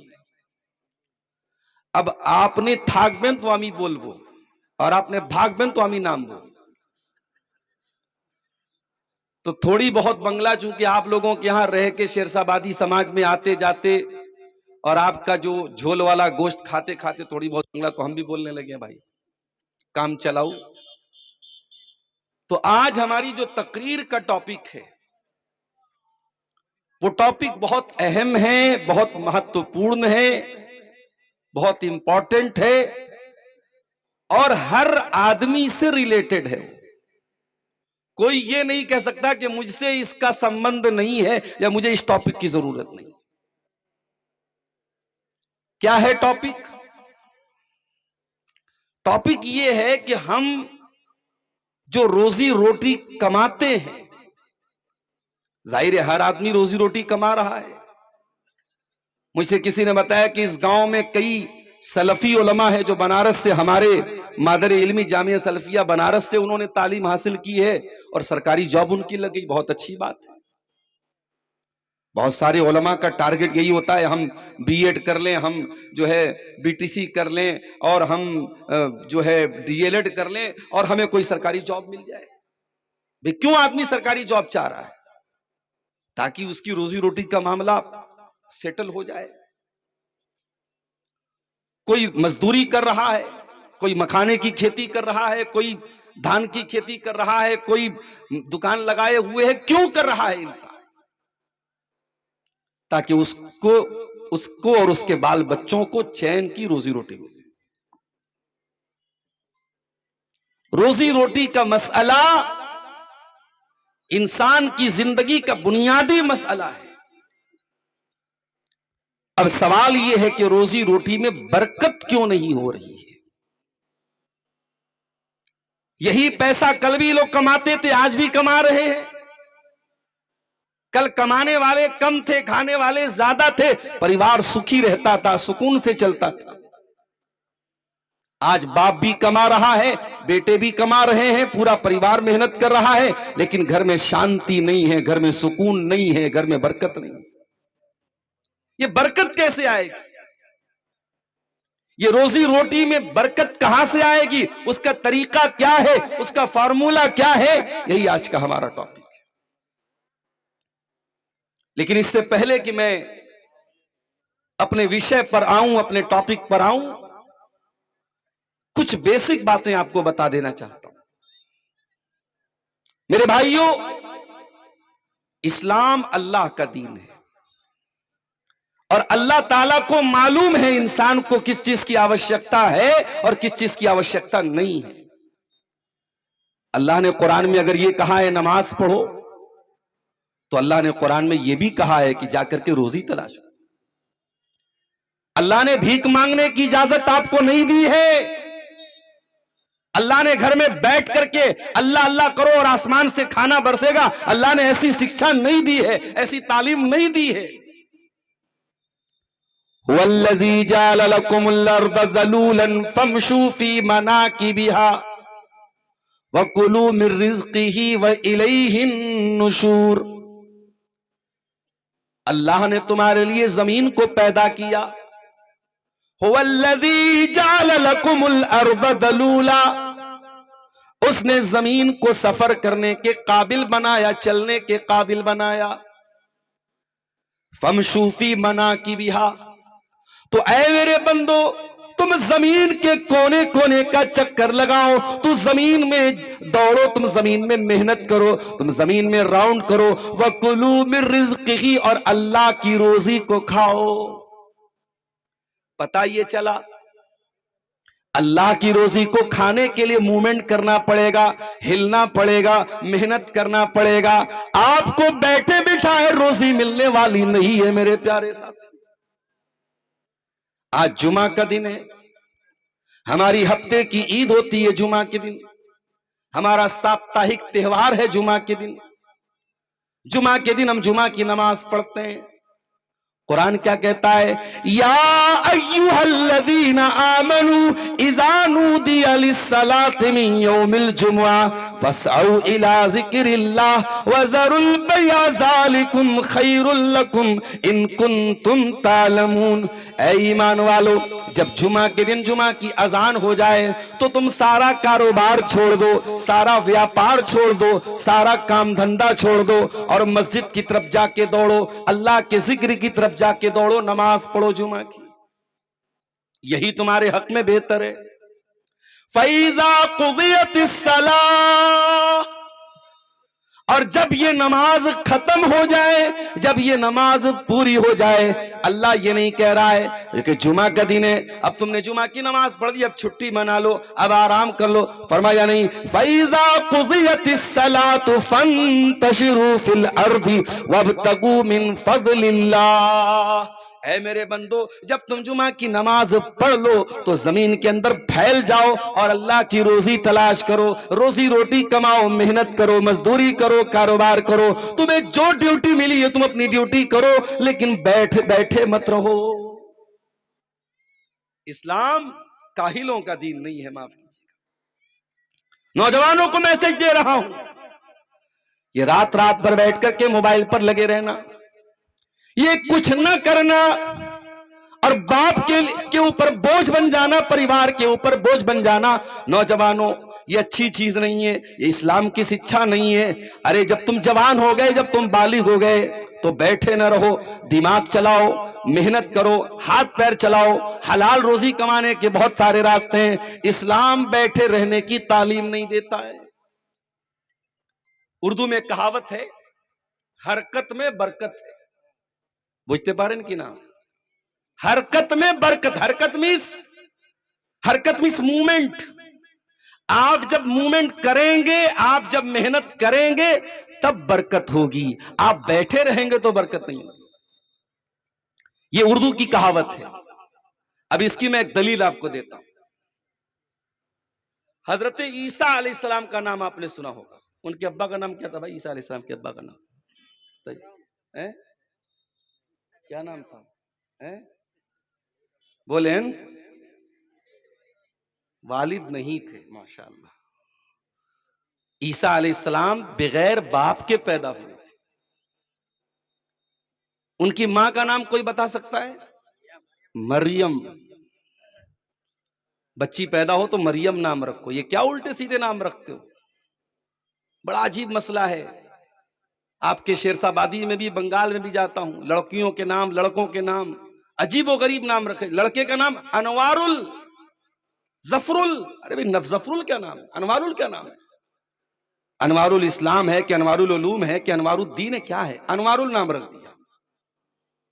लड़कियों का नाम अजीबो गरीब, मरियम नाम रखो, फातिमा नाम रखो, आयशा नाम रखो, जैनब नाम रखो, रुकैया नाम रखो, हफ्सा रखो, जुवैरिया रखो, मैमूना। अरे नबी की बेटियों के, नबी की बीवियों के, नबी के सहाबियात पे नाम रखोगे, नामों की कमी नहीं। ईसा अलैहिस्सलाम की मां का नाम मरियम है। कुरान कहता है वज़कुर फिल किताबी मरियम, याद करो मरियम को, इदिन तबज़त मिन अहलिहा मकानन शर्किया। मरियम बहुत नेक औरत थी, बैतुल मुकद्दस में रहती थी, 24 घंटे अल्लाह की इबादत करती थी। और बैतुल मुकद्दस में जो पूरब साइड का हिस्सा था, जो पूर्वी छोर था, वहीं पर एक कमरे में बैठ करके वो अल्लाह की इबादत करती थी। फत्तखज़त मिन दूनिहिम हिजाबा, मरियम पर्दे में रहती थी, किसी से मिलती जुलती नहीं थी, अकेले में बैठ के अल्लाह को याद करती रहती थी। मेरी प्यारी माँ बहनों, गौर करो कि मरियम कितनी नेक औरत है। मस्जिद में रहती हैं, अलग कमरे में उनके लिए कमरा बना है, बैतुल मुकद्दस के एक कमरे में वो रह करके अल्लाह की इबादत करती हैं। आज आपके सीमांचल में बहुत सारी अहले हदीस की मस्जिदों में भी जुमा की नमाज में औरतों का इंतजाम नहीं है, ईदगाह में औरतों का इंतजाम नहीं है। आप जलसा कर रहे हैं, औरतों का पिंडाल लगाया आपने। आप समाज में तमाम चीजों में औरतों का इंतजाम करते हैं, लेकिन जुमा की नमाज में अगर आप महिलाओं के लिए व्यवस्था नहीं करते, अगर औरतों के लिए इंतजाम नहीं करते, अगर ईद की नमाज में आप औरतों के लिए इंतजाम नहीं करते, तो आप औरतों के ऊपर बहुत बड़ा अत्याचार कर रहे हैं, बहुत बड़ा जुल्म कर रहे हैं। आप औरतों को दीन की तालीम से और दीन की शिक्षा से दूर कर रहे हैं। मेरे साथ दीन सीखने का जितना अधिकार आपको है, उतना ही आपकी माताओं और बहनों को भी है, आपकी माँ और बहनों को भी है। मेरे प्यारे साथियों, जुमा की नमाज में औरतों का इंतजाम कीजिए। और ये मत कहिए कि हमारे यहाँ बड़ी गरीब आबादी है। मैं देखता हूं, मैं जानता हूं, जब आप किसी काम को करने को ठान लेंगे, मैं देखता हूं लोग गांव में चंदा करके कई कई लाख इकट्ठा कर लेते हैं। अगर आप तय कर लें कि अपने गांव की जामा मस्जिद में हम औरतों के लिए अलग इंतजाम करेंगे, उनकी एंट्री अलग होगी, उनके लिए अलग से पर्दे का इंतजाम होगा, वो आए और जुमा की नमाज पढ़ें। मेरे भाइयों, यकीन मानो समाज में बहुत सारा परिवर्तन आएगा, बहुत सारी समाज में महिलाओं की बहुत सारी बुराइयां दूर हो जाएगी।